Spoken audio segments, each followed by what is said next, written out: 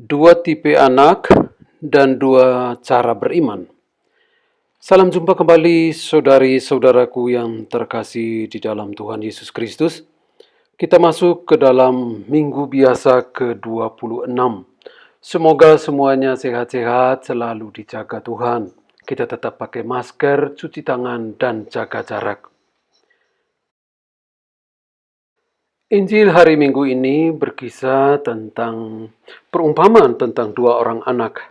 Dikatakan demikian. Sekali peristiwa, Yesus berkata kepada imam-imam kepala dan tua-tua bangsa Yahudi, "Bagaimana pendapatmu? Ada seorang mempunyai dua anak laki-laki. Ia pergi kepada yang sulung dan berkata, 'Anakku, pergilah bekerja di kebun anggur hari ini.' Jawab anak itu, 'Baik, Bapa.' Tetapi ia tidak pergi. Lalu orang itu pergi kepada anak yang kedua dan berkata demikian juga, dan anak itu menjawab, 'Tidak mau.' Tetapi kemudian ia menyesal, lalu pergi juga. Siapakah di antara kedua orang anak itu yang melakukan kehendak ayahnya? Jawab mereka, yang terakhir. Maka berkatalah Yesus kepada mereka, "Aku berkata kepadamu, sesungguhnya pemungut-pemungut cukai dan para pelacur akan mendahului kamu masuk ke dalam kerajaan Allah. Sebab Yohanes datang untuk menunjukkan jalan kebenaran kepadamu, dan kamu tidak percaya kepadanya. Tetapi pemungut-pemungut cukai dan para pelacur percaya kepadanya. Dan meskipun melihatnya, kamu tetap tidak menyesal, dan kamu tidak juga percaya kepadanya." Demikianlah Injil Tuhan. Mari saudara-saudariku, kita merenungkan beberapa poin yang bisa kita petik dari perumpamaan Yesus ini. Ada dua pesan penting dari kisah ini. Pertama, dari pihak sang ayah, yakni dari Allah sendiri. Undangan sang ayah kepada kedua anaknya menarik sekali. Katanya demikian, "Anakku, pergilah bekerja di kebun anggurku hari ini." Penekanan penting di sini adalah juga soal waktu, yakni hari ini, sekarang.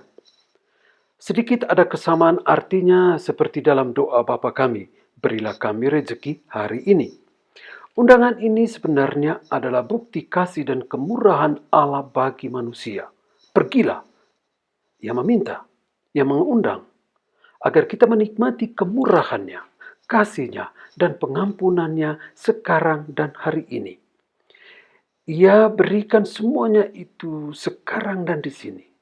Yang penting dan yang utama adalah mentaati, pergi.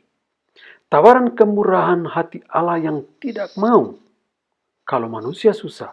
Allah tidak mau kalau manusia menderita, kelaparan, terbebani, dibebani oleh berbagai macam dosa dan kelemahan-kelemahan lainnya. Artinya, Allah mau menawarkan kemurahan hatinya itu kepada siapa saja yang mau menerima dengan tulus dan jujur dan dibebaskan dari segala beban kehidupan. Itu makna pertama, kemurahan hati Allah. Yang kedua, dari pihak anak-anak. Ini adalah kisah juga bisa ditafsirkan dua tipe orang dalam menanggapi kemurahan hati Allah. Anak pertama katakan, "Iya, tapi tidak pergi."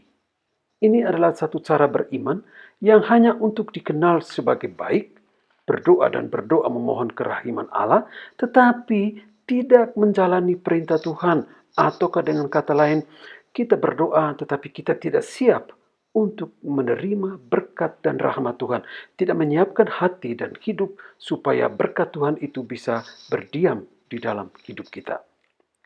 Sebaliknya, anak kedua katakan tidak, tapi kemudian ia menyesal dan pergi juga. Ada hal yang menarik yang mau dikatakan dan dipesankan soal sikap dan mental anak yang kedua ini. Ini adalah soal pertobatan, penyesalan, koreksi diri kembali. Ini sebenarnya pesan yang mau dikatakan kepada kita soal pertobatan, penyesalan, koreksi diri. Ini juga satu cara beriman yang dikehendaki oleh Allah supaya orang melihat diri,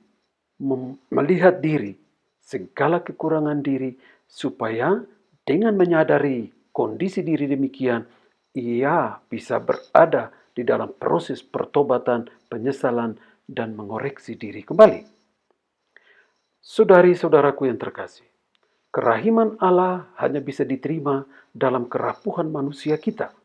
Allah tidak beri kemurahannya itu di luar diri kita, di luar kesibukan harian kita, atau Allah tidak hanya melemparkan kemurahannya itu di atas awang-awang jauh dari kondisi kemanusiaan kita yang rapuh, terbatas, dan lemah, atau dalam bahasa rohaninya, yakni dalam keberdosaan kita. Maka Allah juga tidak mungkin memberikan kemurahan dan kebaikannya kalau manusia tidak siap menerima semuanya itu. Nah, cara manusia menerima berkat dan kemurahan hati Allah yang paling pertama dan paling utama adalah menyadari diri sebagai orang yang berdosa. Ya, menyadari diri sebagai orang yang rapuh, yang lemah, yang terbatas, yang membutuhkan kerahiman Tuhan. Maka ketika orang menyadari kondisi eksistensial, kondisi keberadaan dirinya itu, maka dia akan bertobat. Dia akan menyesal. Dia akan memeriksa diri kembali, bahkan meminta maaf kepada Tuhan. Ini pesan yang sangat konkret yang bisa terjadi dalam kehidupan kita setiap hari. Mustahil kita bisa baik dalam segala hal dan segala situasi. Itu mustahil. Artinya, apakah kita pernah menyakiti sesama dengan pikiran, kata-kata, dan tindakan kita? Lalu apakah bisa ikhlas memikirkan kembali, membuat penyesalan, dan memeriksa apa yang sudah terjadi dan meminta maaf kepada sesama kita? Kalau ini dibuat, maka relasi yang rusak bisa diperbaiki lagi dan keharmonisan dalam kebersamaan akan tumbuh berkembang kembali. Hati dan hidup manusia adalah ladang yang mendatangkan berkat Allah. Hujan memang turun bagi semua orang, tapi hanya orang yang siapkan wadah dengan baik akan mendapatkan berkah dari hujan. Demikian juga dengan Allah. Ketika ada pertobatan, ketika ada penyesalan, ketika ada maaf, maka rahmat dan berkatnya akan selalu ada dan akan selalu turun bagi orang yang berkehendak baik dan orang yang selalu mendamaikan dan berdamai di hatinya. Kemuliaan kepada Bapa dan Putra dan Roh Kudus, seperti pada permulaan, sekarang, selalu, dan sepanjang segala abad. Amin. Semoga berkat Allah yang Maha Kuasa turun atas saudari-saudaraku sekalian dalam nama Bapa dan Putra dan Roh Kudus. Amin. Selamat berhari Minggu.